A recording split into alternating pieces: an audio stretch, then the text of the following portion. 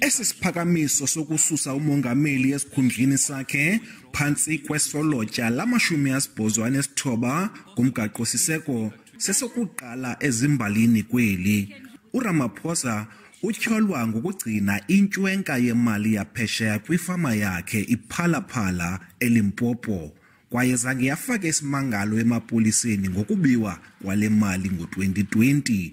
Umbuzo omiyo ngoku, ingaba indima awayidlalayo umongameli kwesi sehlo ingaqhubela ekubeni asuswe esihlalweni sakhe kusini na?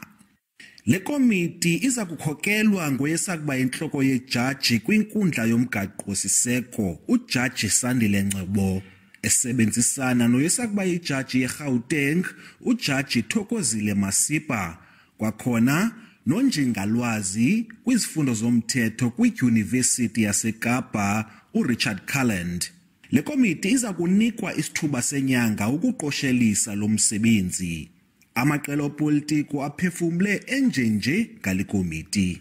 We will not delay the process challenging this appointment.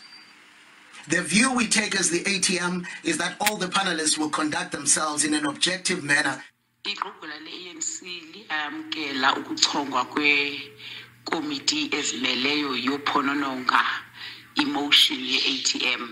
Ewe besiwafakile amagama besiwanqwenela kodwa ke ekugqibeleni bonke aba bantu bachongiweyo banaso isakhono.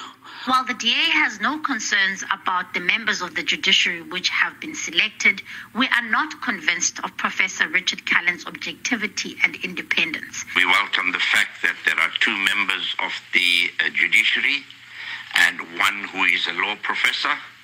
We think they will make a good team. Freedom Front Plus would have preferred that the former Chief Justice Sandile Ngcobo not be a member of the panel. These panelists are, in our view, fit and proper, competent and experienced citizens who collectively possess the necessary legal and other competencies and experience. Umbutho iJudges Matter uthi ebenqwenela ukuba iijaji zingabi inxalenye yale komiti. Siyaseka isinqumo sika Somlomo ukuthi aqoke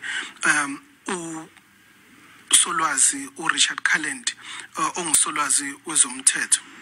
Ulelani Philip, SABC News ePhalamende.